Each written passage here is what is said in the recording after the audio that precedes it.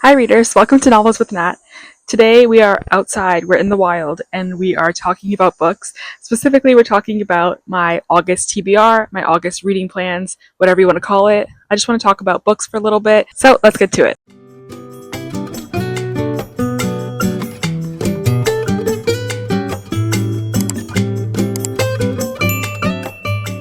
So, as always, I like to look back at my TBR from the previous month, from July, and see how well we did. So, this was my July TBR. I'm very happy with how many of the books I got to off of that TBR.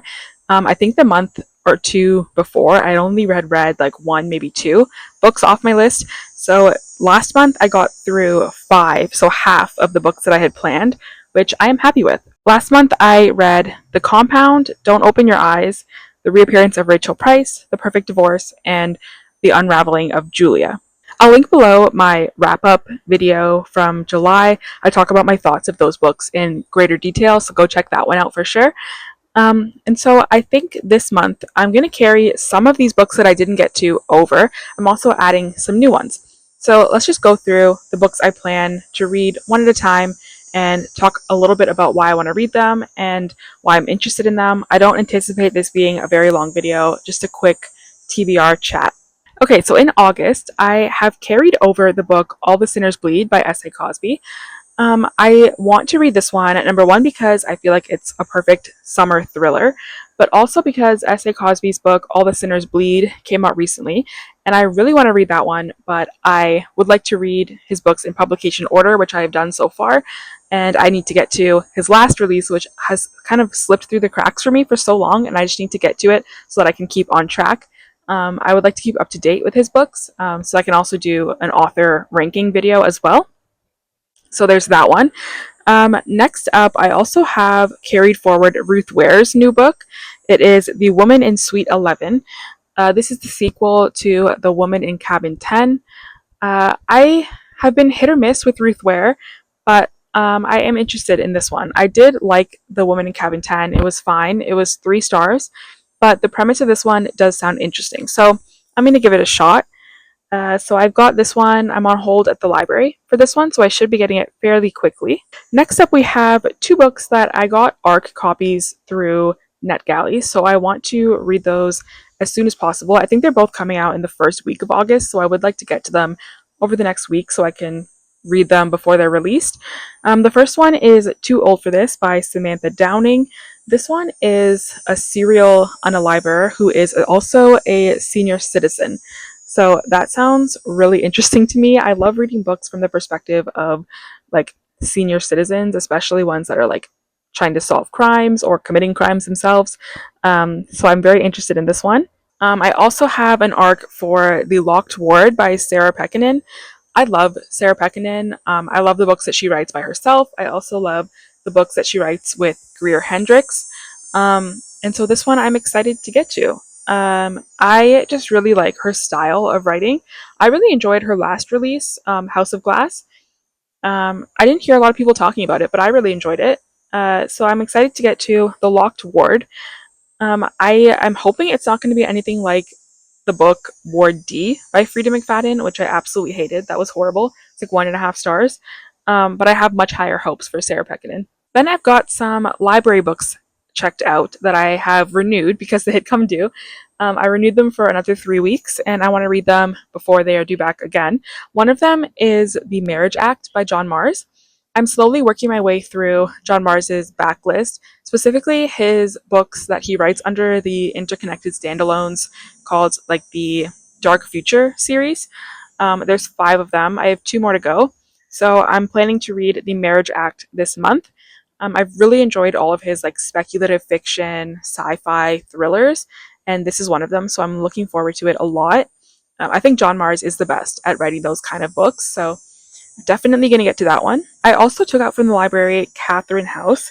This one has a very low rating on Goodreads. I think it's like 3.1, something like that, which is a bit concerning, but the premise does sound interesting. It's like got like a dark academia aspect to it. I think it takes place at a school. So I'm intrigued. I will give it a shot, but I can usually tell pretty quickly if it is not going to be the book for me. So because of how low the rating is, if I get that feeling, I'll probably DNF it, but I have it out from the library. I will definitely be trying it this month. Also out from the library, I have All the Colors of the Dark by Chris Whitaker. This one I have been putting off because it is pretty long, but I hear it's like a slow burn literary mystery that is very character driven, which I tend to like. I know it's not for everyone. Not everybody likes a slow burn book, but I do enjoy it if it's done well. I also heard that his writing is really good, so I'm excited to check it out. I've never read anything from this author, but I will be trying that this month. I just need to.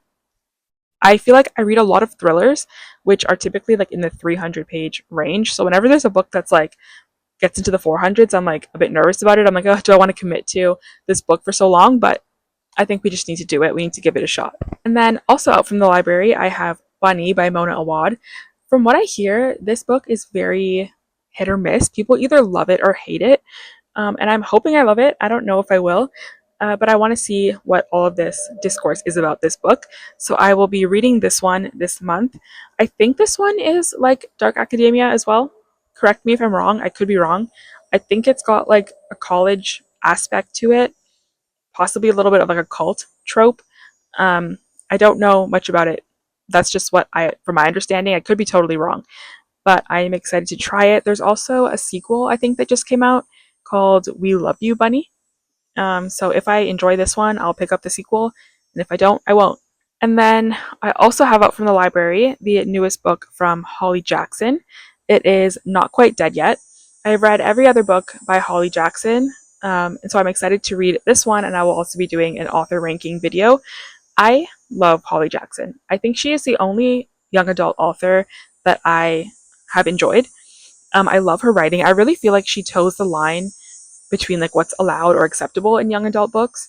But her characters are, of course, young adult age. But I think she just writes really well plotted, well thought out, and well executed thrillers and mysteries. So I am very excited for this one. This is her first adult novel. I've been hearing some people who have read it already who have said that it is an adult novel, but it still reads very YA, even though the main character is, I think, 27. So I'm interested to see what I will think about that. But nonetheless, I'm very excited. The premise sounds really interesting. I think it's along the lines of like a woman is in an attempted murder situation, and she is told by the doctor that there's some kind of a issue in her brain as a result of the accident, which she will end up passing away from in the next week. And so she says, okay, I've got 7 days left. I might as well try and solve my own murder or my own attempted murder. And so she decides to do that. So I'm very intrigued. That sounds very interesting. I'm planning on reading this book first this month. So I'll be starting it probably later tonight. So I'm very excited for that. And then the last book on my TBR is a nonfiction. I try to read one nonfiction every month. This one I saw, I think it was Jack Edwards talk about it, and it is So We Read On.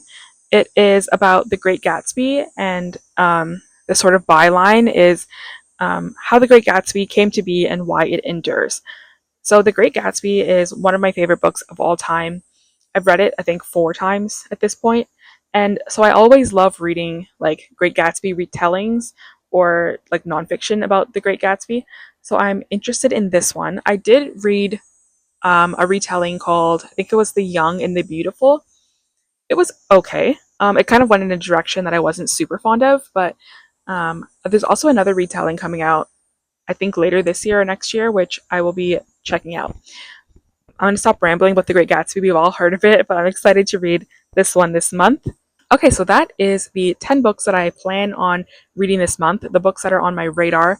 I hopefully will stick fairly closely to this. It doesn't always happen, especially when I read a lot of the new releases from the library. It's kind of hit or miss if they come in on time or if another book that I have on hold just happens to be returned and it comes in. So there's always that element to it.